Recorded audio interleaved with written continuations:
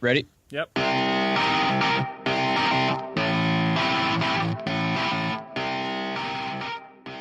What's going on, gang? Coach Joe here to talk to you a little bit about Performa Sleep.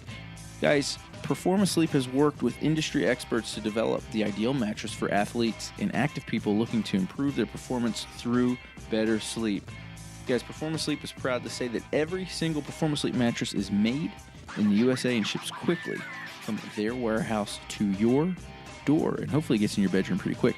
Guys, I sleep on a Performa Sleep mattress. I absolutely love it. It's the only mattress on the market with copper cool technology, and I can say right now, as a guy who sleeps hot, who sleeps with the sweats, I don't anymore in my Performa Sleep mattress.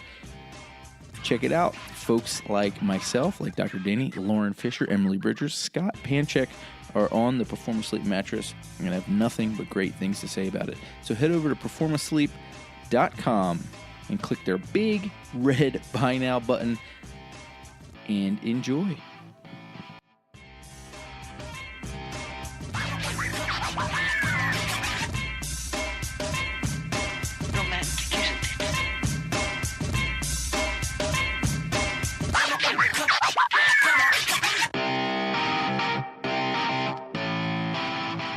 What's up, gang? Doc and Jock podcast. Coach Joe hanging out with Dr. Danny, and for probably, most times for sure, we know that Danny's actually the third strongest guy in the podcast. How about that? Yeah, that's pretty accurate. Yeah, pretty accurate. We have Jared Fleming on the show coming up. He's coming off of rehab, looking to train again. Jared, fired up to have you on the show. I'll let you know something really quick. It's the end of the school year for my kiddos, and I'm all hopped up on Rice Krispie treats. I don't know if you know about these end of the school year parties, but you have to bring treats. So I made a big batch of Rice Krispie treats. And guys, I don't know in your house what that was like, but you always make an extra batch for the family, don't you? Oh, dude, you have to, man. Dude, you have to. Rice Krispies are my favorite, man. I'm gonna have to make some as soon as we get off this podcast. That sounds pretty good, dude. Yeah, we load them up with butter. We go nuts. I actually put, I'm a bit of a Susie homemaker, so the school year with the West Point, I put black and gold, like what are they? The ice cream toppings in it. So I'm pretty. It's pretty good, right? Yeah, I did it. Black and gold sprinkles. You're such a good Mr. Mom. You're like crafty. You're artsy. I love it, man. And you got a sweet beard. Fired up. Well, Jared, how about you? I know just getting into your family stuff, what was the treat of choice on last day of school or school birthdays? Was it, little cupcakes, or your family go all out on that business? Dude, my mom makes the best cookies and brownies like on the planet. So she would make like some homemade cookies and brownies like from scratch. Oh, dude, they're the best thing on the earth, man. Oh, fired up. Well, very cool. Danny, how about you, buddy? It tended to be cupcakes for us, and it wasn't homemade. It was the box, right? So, which is still legit, and I'll eat the hell out of them if they were in front of me right now. I'd be crushing some.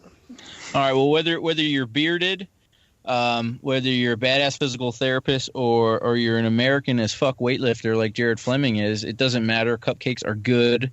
John Welborn once said that, no matter what diet you're on, if another grown man offers you a beer, you can't say no because of your diet. And I would assume the same for a sweet grandmother who just made you fresh cookies. So fired up.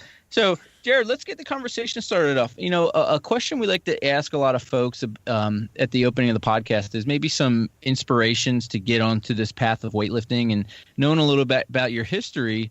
I'd imagine that question, the answer would be your father. But talk to us a little bit about maybe pre-weightlifting Jared Fleming and what he was into before he was doing some weightlifting, when you were running around like a kiddo, and what got you toting a barbell.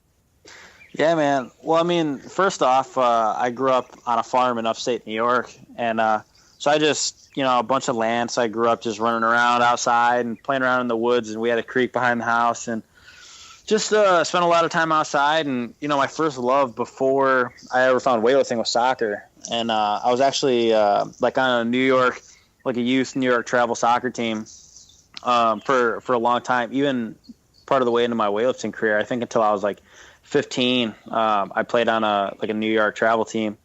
So So soccer was my first love, and I rode dirt bikes, man. That's been my passion. I've been riding dirt bikes since, before I started lifting weights. And how I got into weightlifting, my dad had a bunch of weights and a barbell sitting in the barn, and I just happened to come across it, all through my childhood, and I always wanted to be big and strong. So when I was 8, I first asked my dad if I could lift weights, and the typical dad, that's not super educated on kids lifting was like, well, you're too young, it might stunt your growth, so how about we wait? And then every couple months, Dad, can I lift weights? Dad, can I lift weights? And finally, when I was 10, he was like, you know what? All right, let's get you lifting weights. And so he and Jim Storch took me down to the gym, or he took me down to the gym to work out with Jim Storch, who was my first coach and a guy that my dad trained with in college. And I was good at it, and the rest is history, man. I've been doing it for almost 15 years now. Very cool. Yeah, that's great. I feel like I got the same thing growing up, except I don't know. I think my dad was just worried that we were just gonna hurt ourselves. In fact, we almost did at a YMCA one time. My brother got a barbell with all of 95 pounds stuck on his chest, and we weren't supposed to be in there by ourselves. And I was too weak to pull the bar off of his chest. A, because I was younger, but B, because I was laughing so hard. And so I decided I was going to tip it up on the side, right, so he could roll out. And as I did that, he started yelling at me, so I just left it. And then this guy had to come over and pull it off his chest. We got kicked out.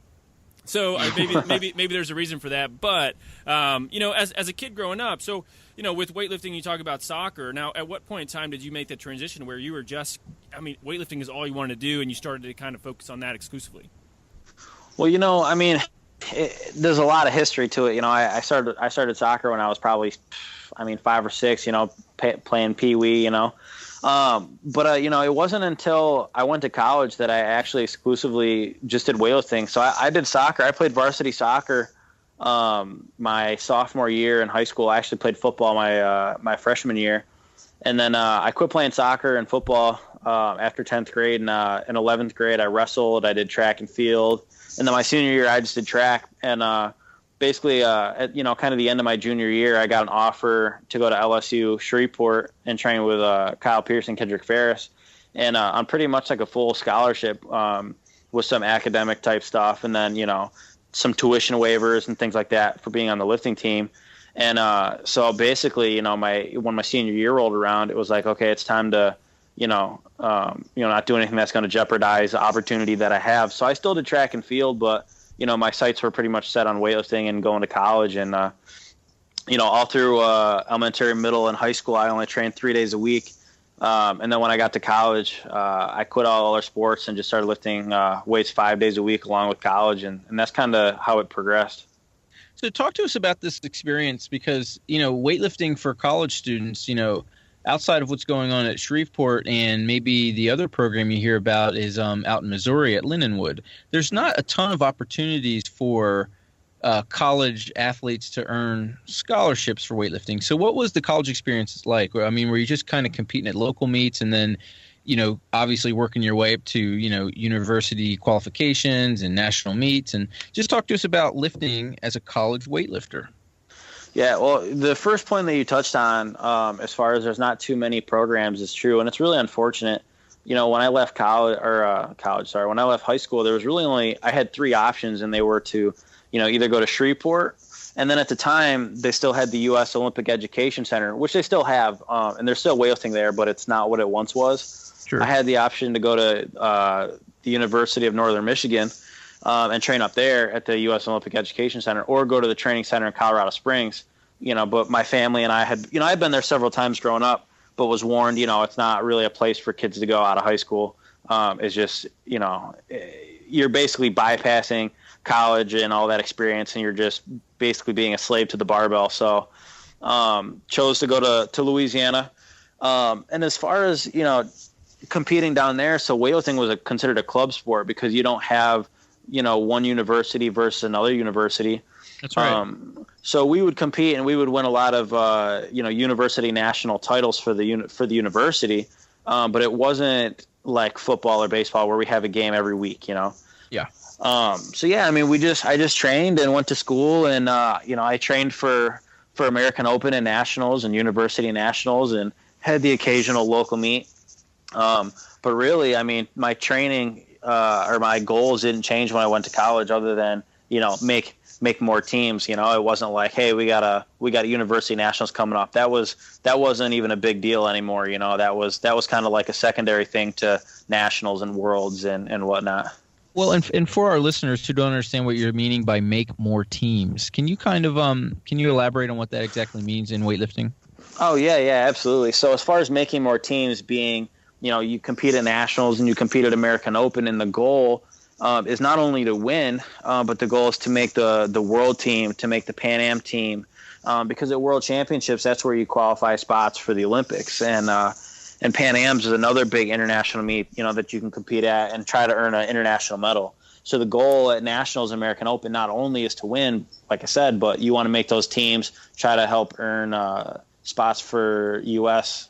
or earn the U.S. spots for the Olympics, and then the ultimate goal, is to make the Olympics. So those were the goals that were in my mind as I was training in college. Well, I want to ask you about the knee injury that you had, because this was at a major competition where this happened, and I've watched the video a few times, and if anybody does want to watch it, not to obviously bring up the injury and rehash it, but if you want to watch it, you can just type Google search Jared Fleming injury, and it's like the first thing that pops up. But it's an interesting injury, because when I watch it, it's hard for me to really kind of see when it happened. So when did you feel like your knee gave out on you and you had to just dump the weight?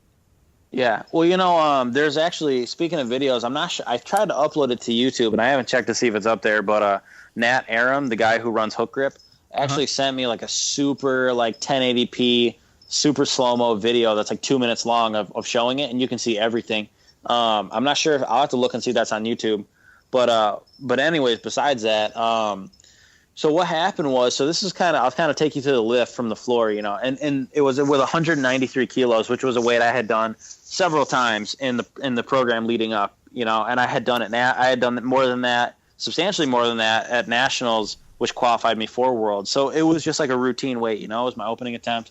I went out there, everything felt good. When I caught the clean as I was standing up, it felt a little bit forward, which happens from time to time. I mean, it was nothing out of the ordinary. So as I went to adjust my grip for the jerk, I was going to take a little stutter step forward just to basically get my balance.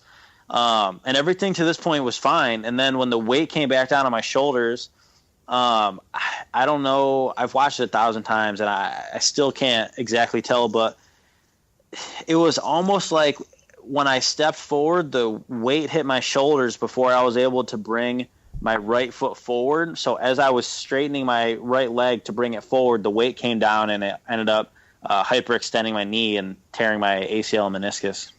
It almost seems like it was that kind of perfect recipe where you might see in like an NFL football game where like an offensive lineman kind of goes into a pass set, plants at like the exact moment someone kind of collapses on the knee a little bit. And, obviously it was a little different than that because, you were coming from overhead, but it just seemed like a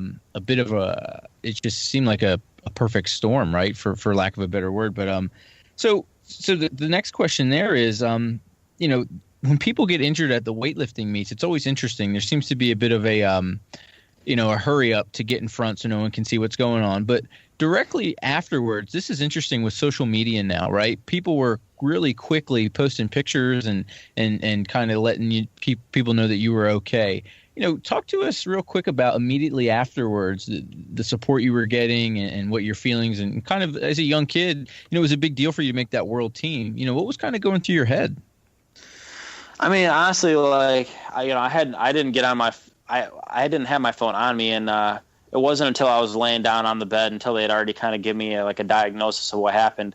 Mm-hmm. And everybody obviously knew I was injured. So Veronica, my girlfriend, came back there with me, and then one of my good friends, Paul Castaneda, he was there with Flow Elite taking video. He came in the back, and everybody knew I was injured, and I didn't want to keep everybody wondering what was going on. So we put a funny picture up of me laying on the bed with my girlfriend Veronica praying over me, and it was in black and white, and it said,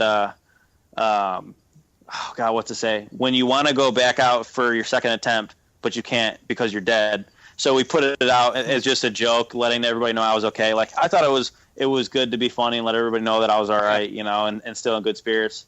But it was nice that I had a lot of support and that people, you know, were on my side. And the cool thing too with that was, you know, I realized how many people were watching. You know, like, I didn't know how many people were tuning in to watch me lift. And then when all that went down, I'm like, damn, you know, there was a lot of support. But as far as that goes, you know, it was nice, you know, having all support. But as far as the actual injury and things itself, like, it didn't hit me, you know, until weeks later, to be honest.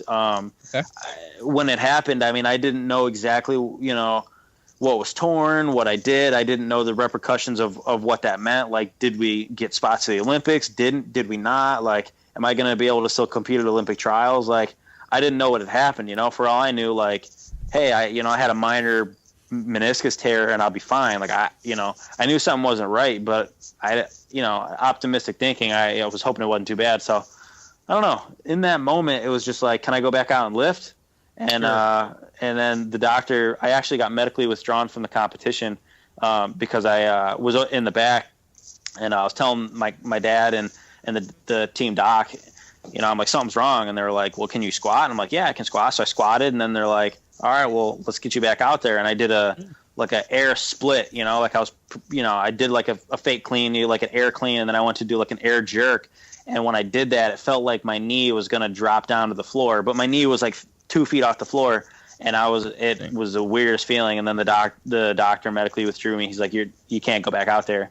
And then come to find out my ACL was torn, which was why that happened. So, yeah, it's a kind of an odd mechanism of injury. You know, when you think of ACL, you traditionally think of, you know, change of direction, lateral kind of movement, or contact related injury. And sagittal plane sport, like a lifting sport, it's really not as common. It's just it's kind of a unique injury in that setting. But, you know, for you and coming off of that, now we talked to Zach, the PT you've been working with, and, you know, gave us a better idea of, you know, you choosing an allograft versus hamstring and patellar tendon, and most likely sounds like so that you don't lose any strength capacity in that leg, you know, from taking your own tendons. You know, how has that process been? Because that's actually a more conservative rehab process. It's a slower process. How's the physical therapy side of things been for you?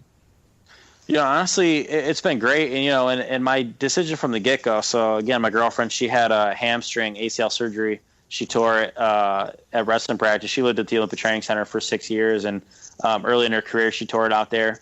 And she, you know, her, along with other people who have had hamstrings, said, you know, along with the statistic I got from the surgeon who does the surgeries for all the Olympic athletes at the training center, said that studies have shown, and I can't remember the exact number, but it was somewhere around, you know, 8%, you know, deficit of strength, you know, like permanently compared to the other side. And I was like, man, 8%, like that's huge in weightlifting, you know, and in a sport like wrestling or football or whatever, 8% strength doesn't directly correlate into performance. But in a sport like weightlifting, 8% deficit, I'm like, that's unacceptable, you know? And then there's so much patellar strain in the lift with your knees pressed way forward that, you know, again, the surgeon was like, you're going to have so much load on your patella in a squat position that, you know, you're going to have the worst patellar pain ever, you know, trying to lift. And I was like, I don't want that, you know. And and in weightlifting, the likelihood of tearing your ACL is ridiculously low, you know. I mean, the head of sports or the head of basically physical therapy and chiropractic at the Olympic Training Center said, his name's Dustin. He's actually a good friend of mine. He said, I thought it was impossible to tear your ACL in weightlifting. I'm like, well, it ain't, buddy. So, so that was part of why they opted for or all of us, you know, we talked and we opted for the cadaver, was because it from studies have shown that the re-tear rate is higher.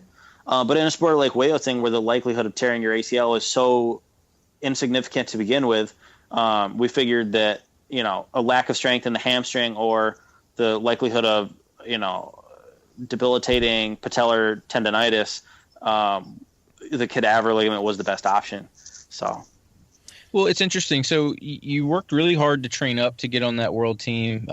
We were following it a lot on the Instagram, and I was living right down the road in Columbia and was able to pop in on you guys a few times at Muscle Driver to say what's up. And then you've going through this rehab process now. So talk to our listeners about maybe the difficulties with either, maybe which one you'd prefer, because along with following your kind of rehab on social media, you've posted some videos about how hard it's been to regain certain positions and range of motion in your bad knee now. So just talk to our listeners about the difficulties, and maybe a comparison between training to rehab and training for PRs or to make a world team. Yeah. Well, it's crazy, man. I mean, to be honest with you, training for rehab has actually proven to be, one of the hardest things I've ever done, especially sports related. I had a back injury in 2013 that I rehabbed back from that proved to be very difficult. And I think the biggest thing is change, like when things are going good and you know what you're doing and you're on a plan and you're just plugging away and you're just busting your ass, that's actually easy. You're just doing the same thing and you're working hard. Working hard is easy. If you have the drive, that's the easy part. And that's where all the gratification is. That's where the glory is. There's no glory in rehabbing back. It's proven to be really difficult. And honestly, the most difficult part has been the mental aspect. You're training 9 times a week and you're on top of the world and you're breaking records and you're winning stuff. And then, next thing you know, you're just training to walk again. It's just such a setback. And it took a while to mentally get to a point where I was like, okay, this is what I'm doing now. Rehab is what I'm doing. And to be honest, before I had surgery, I thought everything was going to be fine mentally, and I thought that rehab was going to be easy. But man, trying to get this knee to bend is like crazy. It's like stretching on steroids. It's like someone's digging a knife in there. Like I really, I'm like, man, if I could train and do all this, rehab's going to be a cinch. It's just different, and it's something that you almost can't even prepare for, you just got to do it. It's been. Well, I was going to ask, one of the differences might be, and just as just me talking with you, at Muscle Driver, you had a great team, and I'd imagine at Shreveport, you had a great team, and you've always been around great folks while you're training weightlifting. It seems to me, and Danny, you can speak on this a little bit too. It seems to me rehab is also a bit of it's a very individual process, right? So, do you think that might have played that, or, maybe not even with your own experience, but just kind of talking out loud, to me, I'd imagine doing rehab alone in that one-on-one setting and working on such an individual process would also lend itself to being a bit more of a mental hurdle than being around that kind of grinding team, fired up bro session atmosphere. Oh yeah, it totally was, man. That was the group of people that I associated with every day. Those are the people that I hung out with. That was my community, and I'm a really outward, like extroverted person. I love being around people. I love being part of a team and of a group, and losing that, was for sure, like I was by myself doing this thing that wasn't, I wasn't moving forward, like, I was moving forward, but not in the weightlifting sense. So, oh man, that was definitely a big factor in that. Well, what are a couple of the things that you've been, exposed to or have had done to you in physical therapy that have been some of the more uncomfortable things that people may not realize that you have to go through? Honestly, the stretching is the worst. Everyone's, I'm sure everybody's surgery, everybody's rehab for, ACL or whatever your surgery may be has its hardest and easiest points. I was told that, getting extension, which is getting your knee to straighten, completely. I was told that's going to be the hardest part. You're going to really have to struggle. And I got extension, pretty quickly, and it was easy and it wasn't hard, but man, and they were all telling me, yeah, flexion's going to be easy. You're going to have that in no time. And I'm like, I'm still here today trying to get it to completely bend without pain. It's miserable, but that honestly, the flexibility has been the hardest thing to get back, just as a time standpoint, how long it's taken, and just a sheer pain standpoint. Honestly, it's like really painful. And I think part of that was because they repaired my meniscus, so I wasn't allowed to bend my knee beyond 90 degrees for like 8 weeks. And I hadn't been able to bend it for 6 weeks before that because my meniscus was all chewed up and I couldn't bend my knee anyway. So I went a long time without bending my knee. And honestly, one of the the rehab that felt the most like training was when I was doing blood flow restriction stuff, which I don't know if you guys got into that with Zach at all. Yeah. But that stuff, I mean, that type of training is tough. I mean, basically you get this huge buildup of lactic acid and you are burning, but that was good. I loved that because it felt like I was actually training again, and I'll spare all the details of what exactly that does. But basically with, say your body weight, you're simulating what it would be like having 70% of a load on your body, like you're actually loading up weight. That's what it felt like. And it felt really good to do that. So that was a really tough part of rehab and training, but it was, or rehab, but it felt like training because I was actually doing something. So it was hard, but it was satisfying. Whereas stretching is miserable and it's not satisfying. That's definitely been the hardest part for sure. Yeah, the blood flow stuff is really neat. And we had Zach on talking about it. We had Johnny Owens talking about it. And it's funny. My wife and our office manager, they have this kind of like inside joke where they know when someone's doing blood flow restriction training in my office because they typically sound like they're getting like murdered. I mean, it's especially if you're not used to that type of a training stimulus, it can be really, really intense. So for you doing that, it is aside from the actual blood flow restriction side of your training, what other strength things have you been able to get into at this point? Like, how much load have you been able to actually get back on? So I've been able to do a lot of stuff at this point now. I've been able to do RDLs and deadlifts and like half squats. I mean, maybe just a little bit below parallel. Yeah. I'm now doing muscle snatches. I was just cleared to do power and muscles or power snatches and power cleans without moving my feet. I haven't done them yet. I wanted to wait another week. So I'm actually able to do quite a bit now. I went on a road trip for about 7 weeks, so I didn't have a setback, but I didn't do a whole lot when I should have. So I actually just went to the gym the other day, and my main goal right now has been getting full flexion back in my knee. So I've been doing squats, like trying to get all the way down to the bottom, just with the bar, 40 kilos, just enough to push me all the way into the bottom and come back out. And then, I think I got up to I was doing right around 100 and probably 120 kilos for sets of 10 to just about parallel. So, I've actually been able to load up like a decent load. My strength has actually stayed pretty decent throughout all this, which I really accredit to the blood flow restriction stuff. So I've actually been able to do a decent load for RDLs. I just did like 3 sets of 10 with 120 kilos for RDL the other day. So the strength is, not what it was, obviously, but still pretty decent. I've been able to load it up, which has been nice. When you were doing the blood flow work, were you actually working with the cuff, or were you was Zach kind of just strumming you up with like a voodoo band or something like that? So when we started for about a week, maybe a week and a half, we did it with the voodoo band, and then he went and took the official certification course, and they got the actual unit. And man, that shit rocked my world. It was hard with the voodoo band, but when they got that thing, Dan was right. Like that youth, you feel like you're getting murdered, man. Like I was the biggest. I whined and complained while I was doing it. Oh, it is crazy, but it was good. Well, and also too, you post that video where your actual bad knee, that leg, that thigh actually ended up being a little bigger than the other one. So did it make you want to put the cuff on the other side and get a little bit jacked up? Were you sneaking off with that cuff and kind of working the biceps, triceps, getting everything going?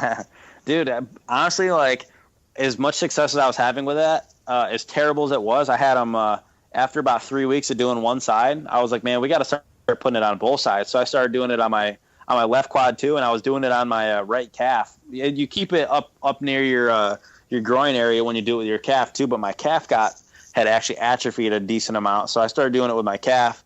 But yeah, it's the worst, but man, it is amazing. And they actually have done studies that show that it actually, just by walking with it on, improves your VO2 max, which is crazy. So I honestly, what I'd like to do, even with training, when I go back and see Zach, through the later stages of physical therapy, as well as kind of maintenance stuff, I'd really like to do it as like a rehab type thing, because it gives you hypertrophy without tissue damage. because it's such a low intensity. And the reason that you get hypertrophic effects is because of the hormone release rather than, micro tears in the actin and myosin. So it's actually really, really interesting, and I'd like to continue to do it. I think it's really beneficial. And I think there's going to be a lot of stuff in the future beyond just rehab, but more or less like maybe prehab, but also even just recovery because of the hormone release that you get from it. Well, Danny, it looks like we need to hook Jared up with Johnny and get Jared to start being a salesman for his cuffs. What do you think, man? We got to hook him up. Yeah, he's doing a pretty good job. It's neat stuff, and I would tell you too. I think from a weightlifter standpoint, and I've been using this with a handful of people, a handful of lifters in the Atlanta area. For the knees in particular, it's the hormone upregulation. It's kind of non-specific, so that means it's not just muscle, but it's also collagen, right? So you can actually make some pretty profound changes in tendinopathies pretty quick with this stuff. And also you could extrapolate that to increasing the resiliency of tendons, right? So if we know hinge joint injuries are really common in weightlifters, i.e. knees and elbows, we can do blood flow restriction training without breaking them down and having to use that as a training session and using it as an adjunct to training. The other thing is I look at it as a way to normalize asymmetries. So I have a couple lifters that I've had that are previous overhead athletes. Maybe they're really one side dominant versus another, and it starts to become very noticeable when it gets heavy.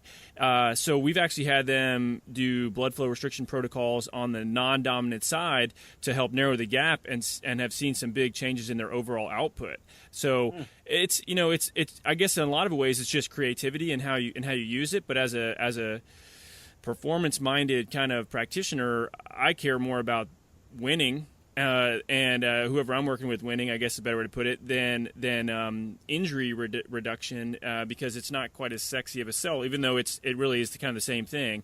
So I don't know, man. You may want to look at trying to add some of that in as well for your performance training once you get to that point.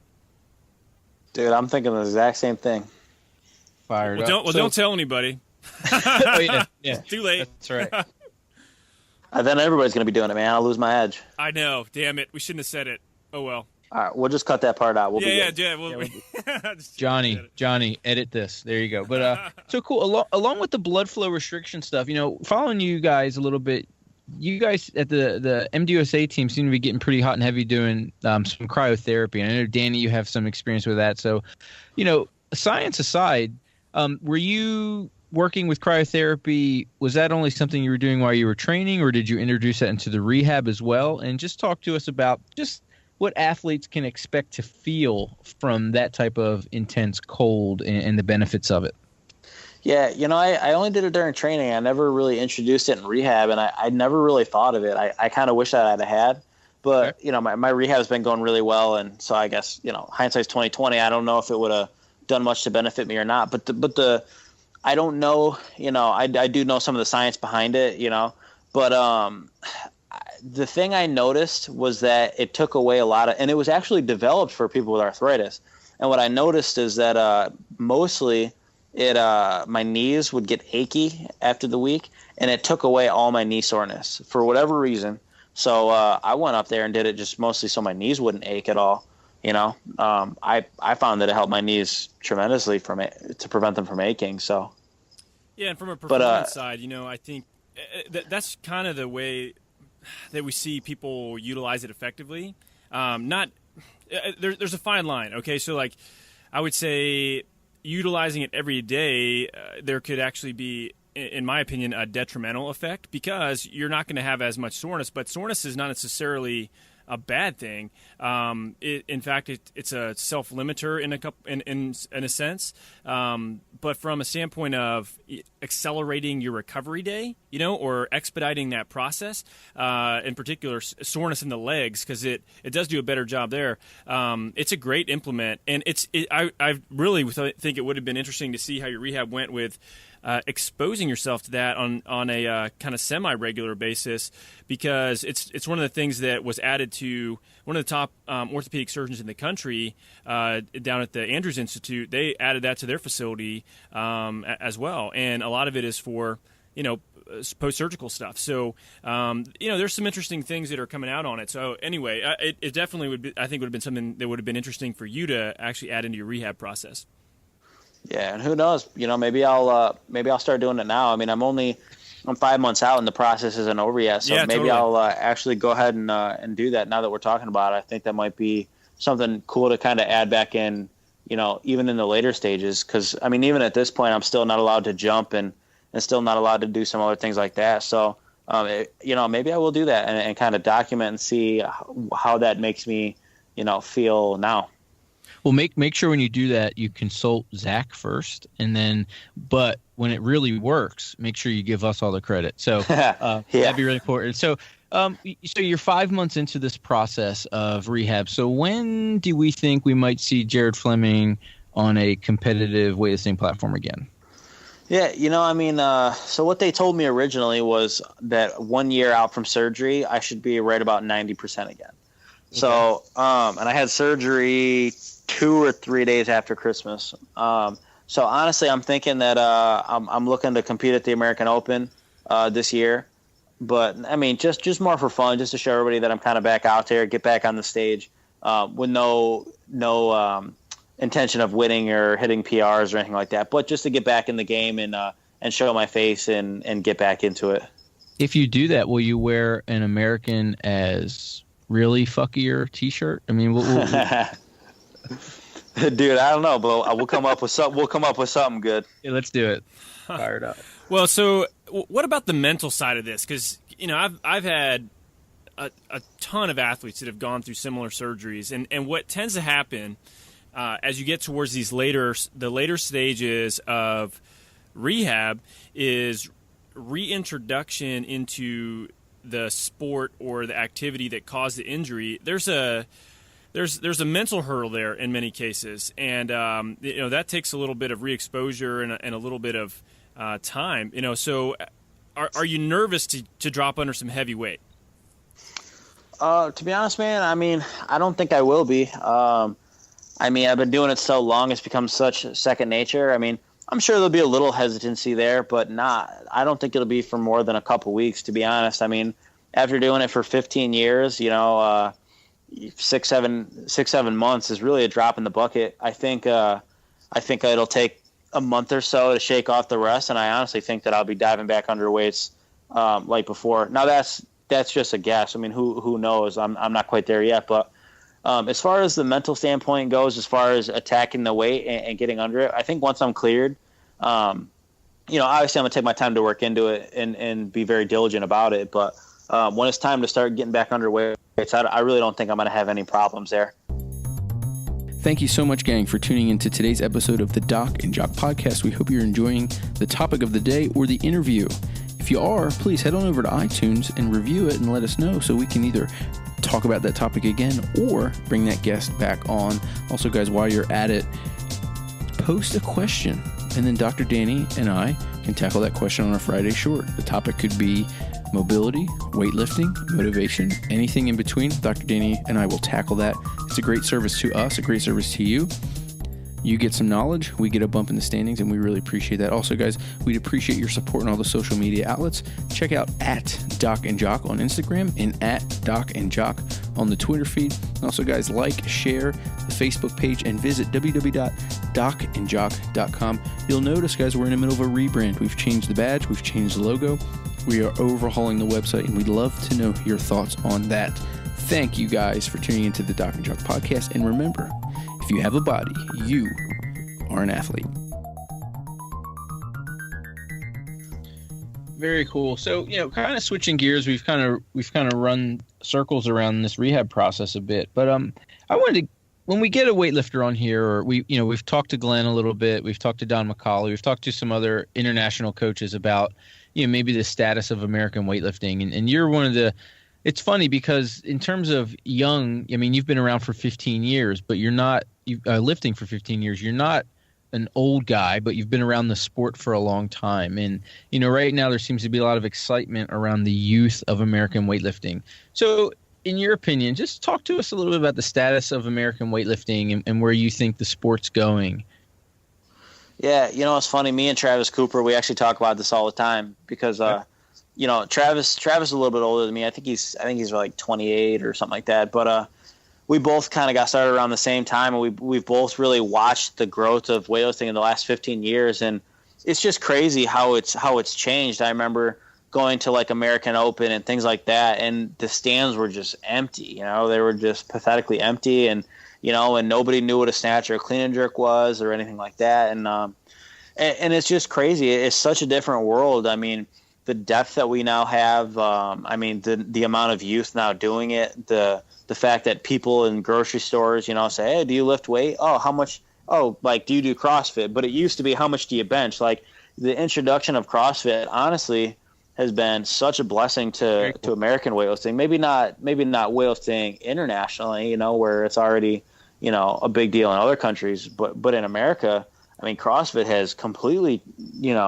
changed the sport. I mean, like, if you look back at 2009, I've got pictures from the 2009 American Open, which was the first year I won, and the stands are empty.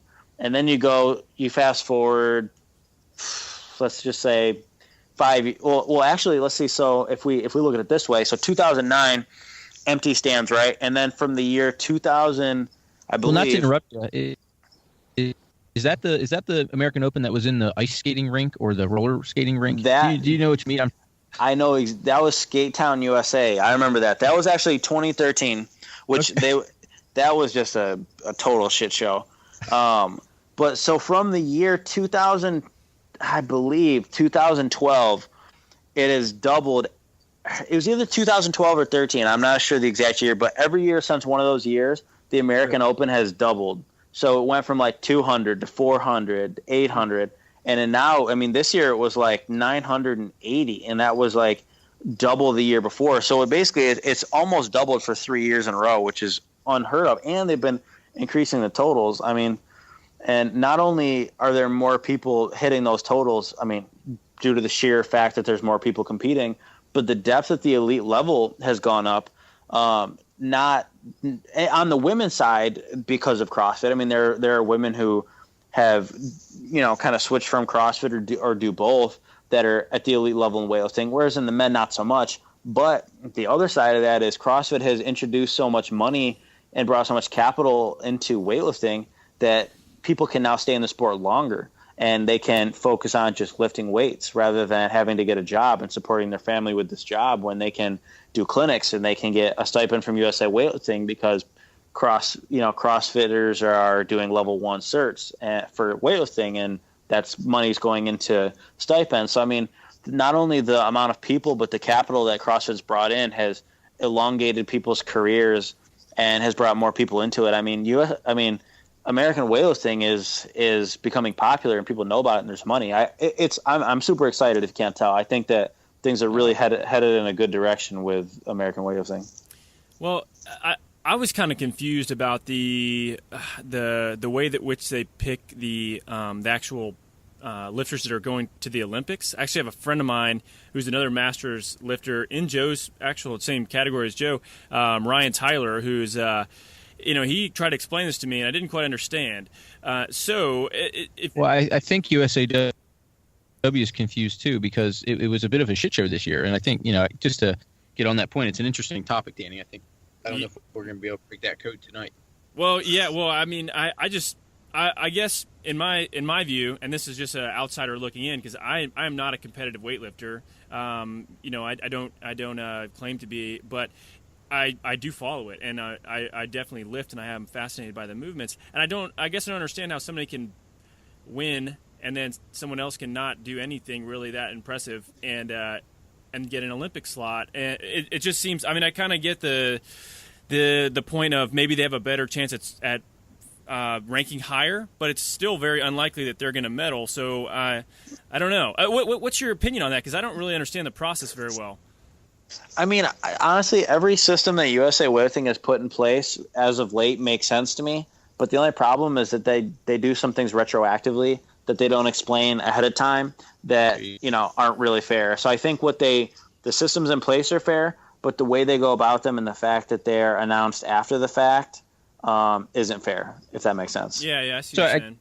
I guess then it's just transparency, right? I mean, I think that's what everybody wants. I mean, I think Danny's going to the point where in most sports, you have a playoff system or you have this set of rules and then you accomplish it. And I think, even, you can talk about something like politics. I think where people get pissed off is when something happens and you just don't know why, or it's convoluted and complicated. So do you think that maybe, in my mind, I always thought that it would be cool if USAW kind of did a CrossFit style thing or just like a regional style competition where, you had your local meets, then there was a regional championship, and then maybe there was something like the national championships and those winners moved forward. Now, your opinions on something like that where it would be more transparent, or any other process where transparency took precedence? I mean, honestly, as far as qualifying for nationals or American Open, I think that basically you take your people who hit the best totals. It's very cut and dry. In a sport where you have a snatch, a clean and jerk, and a total, that's very transparent. You have a total, you hit it, you go.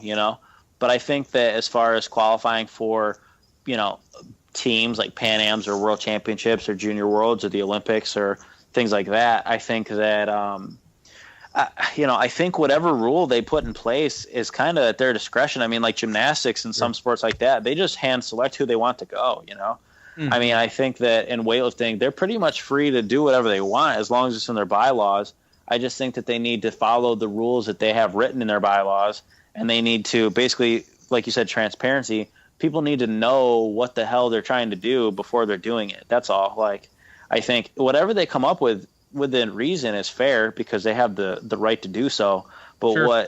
What people get upset about, and pretty much is how myself and every other person that I've talked to who is trying to make the Olympics, which is basically, i.e. the world team from 2015, both men and women's side, we all just want to know what we're going for, like one qualifying procedure might suck more for me than another, but hey, I know what I'm trying to go for, and I'm cool with that, Like, just let me know what I need to do, and then I can put it on the bar. But if you tell me a week later, hey, that's how you qualified, then what was I supposed to do? And that's what's not fair about it. The other thing that I just and like I said, this is kind of like a total outsider looking in, and maybe I don't know, maybe that's my view is maybe a little skewed, but I would think that if you had two lifters, and let's say they're both similar chance of medaling, but one is significantly more kind of so what I'm looking for promotable, or in terms of like very popular and could bring a lot of attention to the sport of weightlifting, and if our intention is to improve that in the U.S. and get people involved at a younger age, wouldn't that seem like a better pick as well? That you want to kind of expose that person on a national stage. I mean, and maybe I'm looking at this from a standpoint of the wrong values, but in my opinion, I don't think any kind of bad kind of press from somebody that is already popular, but it's also good at the sport, would be a bad thing for the sport of weightlifting.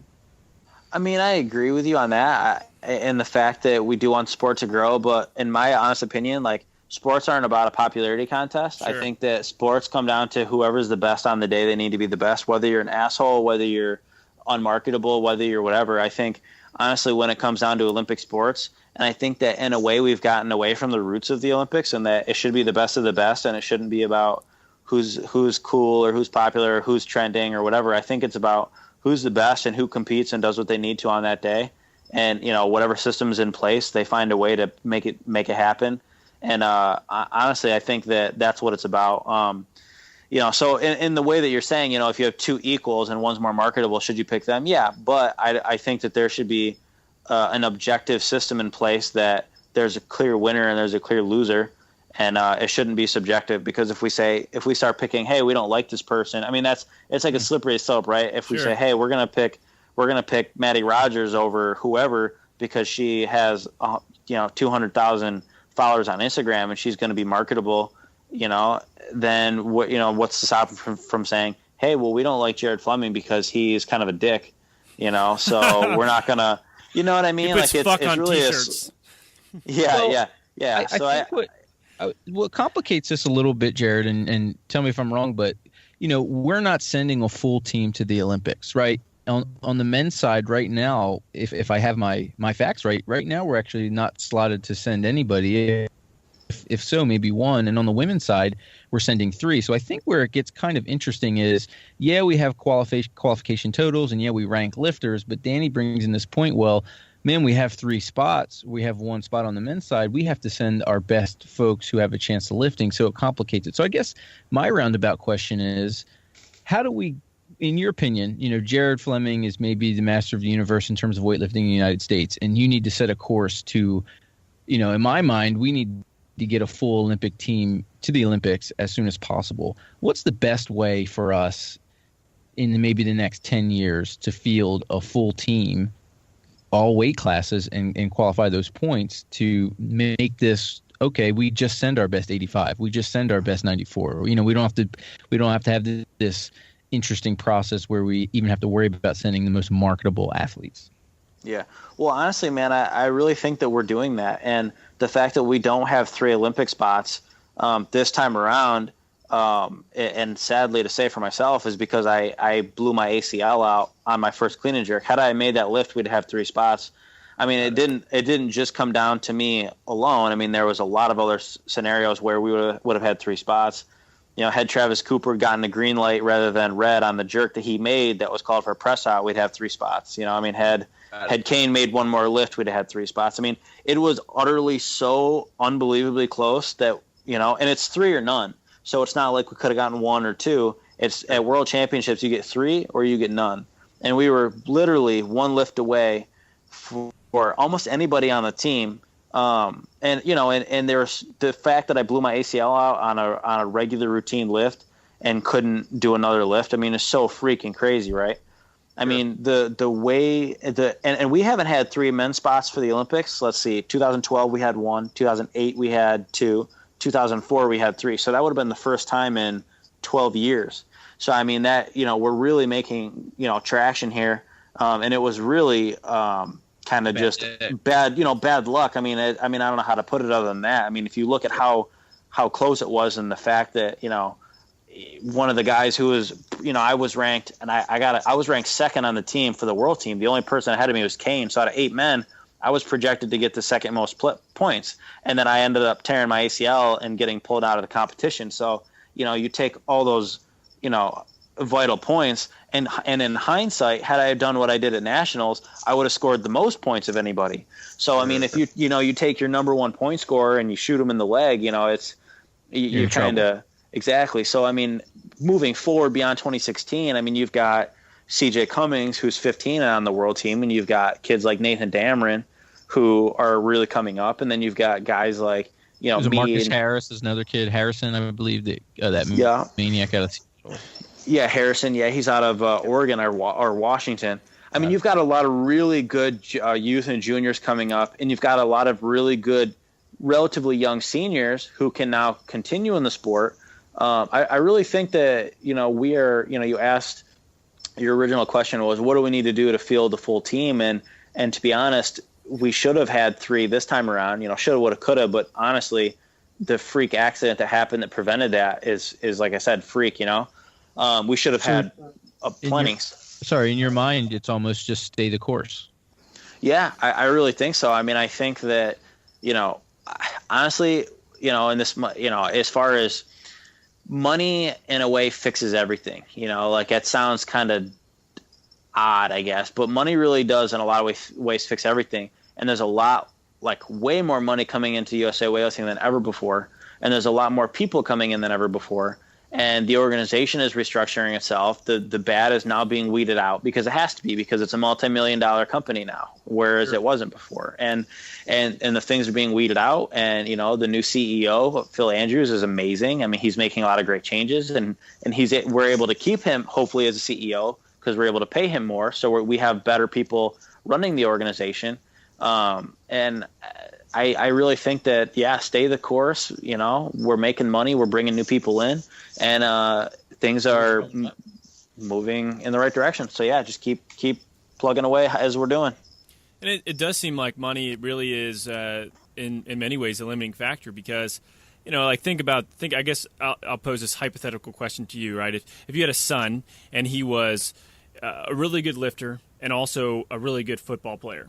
And he had a college scholarship for football, and who knows, maybe a chance to go to the league and play in the NFL and making a very large amount of money. Or he had the opportunity to maybe be on a club team in college and partial scholarship, or maybe in a full scholarship if they can pull it together, and go to the Olympics and maybe possibly medal.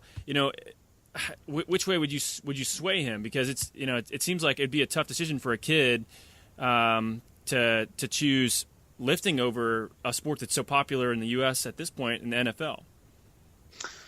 Oh yeah, I mean that would be an incredibly difficult decision to make, obviously, and it really depends on the values of yourself and your child. Do you want to be an Olympian and hopefully get a medal, or do you want to be a popular football player? Yeah, I mean that's a hard question to answer. I mean right now, even youth and junior can make pretty good money. I mean, here's the difference with USA weightlifting versus football. Like CJ Cummings, I mean, he's been getting a stipend since he was probably 13, and he's been getting a big stipend. I don't want to throw exact numbers around, but it's in the thousands, like lower thousands.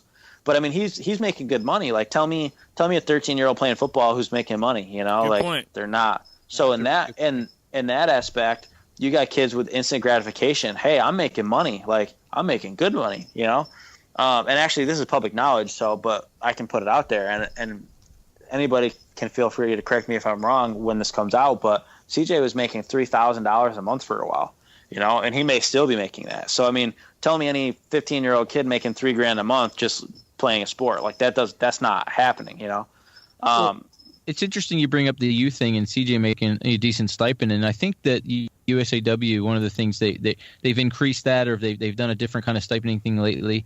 But also the thing that I think that USAW could promote on the kiddo end is the fact that it's a path of least resistance to get big time competition, like especially on the international level. So in my mind, I always thought that if USAW did a better job of maybe making travel to bigger meets for kiddos a little bit more easy, and promoting the fact that, hey, your kiddos can, get some international pretty wild competition, I also thought that might go a little ways to help promote the sport at the youth level. What are your thoughts on that? Yeah, I mean, I'm all for that, and they have been doing that. Like for the youth camps, I think they had like a record number of kids come to the youth camp at the Olympic Training Center, which they normally do over Christmas break and sometimes in the summer. They had, I want to say they had like 50 or 80, some crazy number of kids. It was like a record, and they paid all of them to go out there. They put them up, they feed them, they fly them out there. So they get free trips to the Olympic Training Center. I mean, how cool of an experience is that? You get to sit alongside Olympic medalists and some of the most inspiring people that your kids, could ever be around. So they are doing that, which is awesome. Cool. And I'm sure that will just continue to expand as long as the money is there. And like I said, money fixes everything. If we're making more money, then the things that you're talking about will happen. Very cool. No, that makes total sense, and that's interesting. I didn't know that about stipends for for younger athletes. But I mean, if you want to be competitive, you're going to have to do that. And I'm sure comparatively to some other countries, that's a fairly low number in terms of what weightlifters are getting paid. But that's great. So going forward, as you see this kind of evolving, how long do you think it takes for a country to really make a turnaround in a sport like this? Like how many Olympics, I guess is a better way to put it, need to go by before the U.S. is medaling or has an opportunity to medal? Man, I mean, that's a tough question to answer, but I mean, it really starts with the youth, to be honest with you. I mean, you got to get in the best talent possible, and you've got to train them over a lifetime. So say you take a kid who's 10 and, you got to get a great pool of talent. And then it's going to take, say 10 years to train them. So let's just round it up to 12. So probably 3 Olympics, to be honest with you. I mean, CrossFit really picked up in 2012. So what's 12, like, so 10 years from that, 2000. So like 2020, 2024 Olympics, I think that will be, so yeah, 2020 or 2024. Yeah. So the next Olympics, I mean, and then the next one after that. So we're right there in that in that time frame coming up in the next couple Olympics, where I think that the I don't know why I'm having such a hard time putting that together. Okay. But the talent that's coming in now with, CJ and Harrison and kids like that, who, I mean, honestly, like, are blowing the numbers I did out of the water when I was a kid, and I held youth records for a long time, and Sure. I, at this point now, I'm one of the more established, lifters, and they're blowing me out of the water. So imagine where they're going to be, when they're my age and they're Kendrick's age. I mean, who knows? I don't know, but I mean, the potential is certainly there to be an Olympic medalist. So, well, and I think it's easy to see a little bit because those two guys are also close to setting some junior world records. So, in your opinion, who's going to be the first U.S. lifter to medal in the next few years? At a Worlds or at an Olympics? Worlds or Olympics, international medal at Worlds or Olympics. Yeah.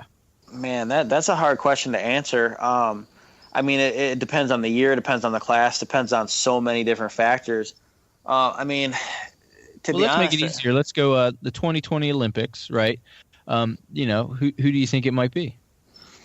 I mean, 2020. I mean, honestly, the first kid that comes to mind, or the first person that comes to mind is CJ or Harrison. I mean, just looking at where they are in their development. But the hard thing with that is I've seen lots of kids in my years growing up that were great, and then they fell off the bandwagon, I mean, so it's so hard to say. But what I can say is there's never been anybody ever, you look at all the best in American history, there's never been anybody as far along, not even really close to CJ and where he's at. Does that mean anything? I don't know. I mean, you never know. It's so unpredictable where kids can go. But if I had to put my money on anybody, I think you'd be a fool to not pick CJ. I mean, that just makes the most sense. Yeah, he was impressive. We saw him at Worlds, and he's fast. Even at Olympic trials, I mean, he was pretty impressive too. I mean, him and Alex Lee were kind of going lift for lift, but the ease in which CJ's able to clean, I think once he gets his jerk a little bit more consistent, I think he'll be pretty impressive. I'm pretty fired up to see what happens. I think a guy like Travis Mash kind of had the same idea. The youth movement is amazing right now. I would probably say, and as a guy who got into the sport late, seriously, it seems to me like a very exciting time. But for a guy like you who's been around for 15 years, actually in it, just talk to us a little bit about your excitement level and even maybe looking forward to what you might do later on in your career. Is there something? This is kind of a big question, but are you looking past your own lifts right now, or maybe getting to coaching down the line, or what you might be able to do in 10, 15 years to move the sport forward? Yeah, I mean, to be honest with you, like in the time that I've been injured and coming back from recovery, like I've been spending time doing coaching. Like my father and I just started personalized programming, so we've been doing a lot of. I mean, he's been coaching for years, but we've been working together doing coaching for people, and I've been teaching a lot of seminars and things like that. And to be honest, like I love weightlifting. I love the sport of weightlifting. I love being in the gym. I love seeing people improve and being there when something clicks and they're making progress, or they finish their program and they hit huge PRs. Like, you feel a sense of gratification for helping someone take that next step. And weightlifting has been such a big part of my life. I would love to be involved in weightlifting for the rest of my life and make a career out of it. And I am absolutely looking beyond my own career. Not that I plan on ending my career anytime soon, but I'm absolutely looking at the big picture. And I really honestly hope that weightlifting really is taking hold now and is just growing, and that there will be jobs and opportunities for people like myself and the others in my situation to be able to be coaches and just grow weightlifting and be able to make a comfortable living at it. Well, it seemed you were really close to that opportunity. Not to bring up anything bad or whatnot, but you were really close to the opportunity training professionally, pretty much with Muscle Driver, and they seem to be trying to pay some coaches pretty well. And really, talking to Glenn, it was his idea that capitalism was going to have to be the fix. And we've talked a little about money, and it seemed like Muscle Driver and Glenn Pendelay were a group that kind of were doing that and trying to put money where their mouth was and build something. talking about that, do you know? I mean, what was the catalyst that kind of? I guess what were your general feelings on when that fell apart, and now all of a sudden there's a bunch of great coaches and a bunch of great weightlifters who are scrambling to find something else. I mean, honestly, that's a really. I mean, well, I gotta take my thoughts and take a back step real quick. I mean, honestly, what Muscle Driver did for the sport of weightlifting is I don't want to say unprecedented, because York Barbell did it back in, I want to say, the 50s or 60s, and they kind of set the modern era. It was unprecedented, I guess you can say, right? I mean, post York, they were the first one to do it in a long, long time. So I don't think that would be too big of a statement to say. Yeah, in the modern era of weightlifting, they did something unprecedented, and they set the bar, and a lot of people have started to do that since then. And I know that there are teams coming up, or there are teams that are established that are looking to do something more like Muscle Driver. And I think I do believe, and me and Glenn get along really well, and we have a lot of the same views. And I do think it will come down to capitalism. And I think that, unfortunately, and I hate to say it, but I think that there were a lot of poor decisions made by the company that had they had been different, they might still be in business and still have a team. I mean, and I don't want to point the finger at anybody, but I think had they made different decisions, there would still be a team, and there would still be the opportunity to be making, a comfortable, a decent living lifting weights. And I think that opportunity is still there. I think that, there's going to be more people picking up the ball in the coming years and running with that. But I mean, as far as it going down, yeah, I mean, that was really unfortunate situation. And, it left a lot of people who moved here and had, I mean, Travis Cooper had, kind of a vision of, when he retired, taking over a coaching position there. And then, he saw it more of a career move to go there rather than just an athlete move. And I know, like, to him, that was kind of devastating that, he was looking at the real big picture. So I don't know. There was a lot of good that came from it. It set a new precedent, and it's unfortunate that's over, but I think they set something in motion that didn't fall with them. So maybe they started some ripples that will, be the tidal wave down the line. So no, that's a very positive way to look at that circumstance. I appreciate that. Yeah. Yeah, I tell you, it's just been interesting being able to talk shop with you about weightlifting and the fact you've been in it as long as you have. It's fun to watch. It's fun to watch it evolve, and I'm very excited to see where we go in the next few years. But for you in particular, you're an interesting guy. If people want to follow you on social media or they want to get in touch with you or reach out in some way, where can they find out a little bit more about you? Yeah, man. So my Instagram handle is JaredF94, and you can also find me on Facebook at Jared Fleming. And then, as far as like reaching out to me personally, if you're interested in doing any weightlifting clinics, or if you're interested in personalized coaching or anything like that, you can reach me at theamericanlifter@gmail.com. And then my website is americanlifter.com. And so you can check me out on those places and hit me up, talk to me, ask questions, and down to help you any way I can.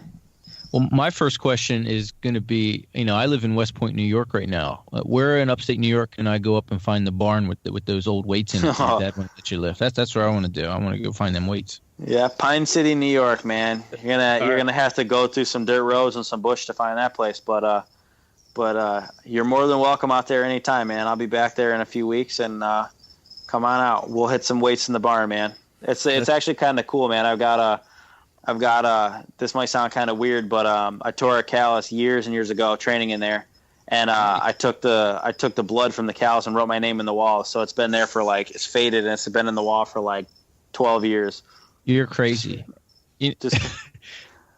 That reminds me of a time I went fishing with a buddy, and he had a nasty callus on his foot, and he ripped the skin off. And this is going to sound gross, but CJ, if you're listening, remember that time I ate your dead foot skin? So that. Oh wow. Yeah, well, I was a little drunk. We were playing in the woods. It was a college moment. What can you say? But I'll end on that. I'll end on that embarrassing little anecdote for the audience. So CJ, again, if you're listening, brother, Alpha Gamma Tau, we'll do it, brother. But very cool. Awesome. So it's a little paternity thing. Yeah, it is gross. So hey, gross. We all been there. Hey, when you get challenged again, we talked about cupcakes and a grandma giving them to you. We talked about John Welborn offering you a beer. If another man challenges you to do something gross, you got to one up it. Come on, you can't back down from a challenge, can you? I don't disagree with you there, but I don't know about eating some foot skin. Fuck it, I'll do it. You're such a wild man, Ed. Joe's a wild man. Sometimes you got to do what you got to do, and that's just the way it is. All right, man. Well, Jared, we have kind of a hook on this show, and Danny, I think we did a good bit to prove that if you have a body, you're an athlete. Fired up, guys. Thanks a lot for listening, and Jared, thanks a lot, buddy. Thanks for having me, man.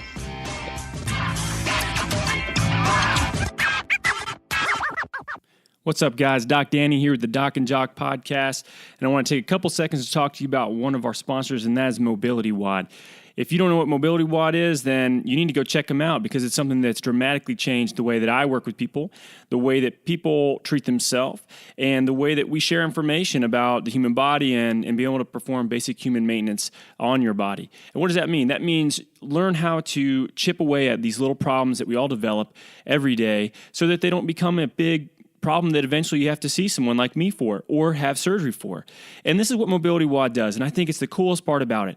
If you go to mobilitywod.com, the cool thing is they've got case studies, they've got daily programming of mobility work that you can do, and there's some awesome webinars in there if you want to learn more in-depth information on the shoulder, the lower back, the knee, the foot and ankle. There's just so much content there that's so helpful. It's crazy to think that it's less than $8 a month.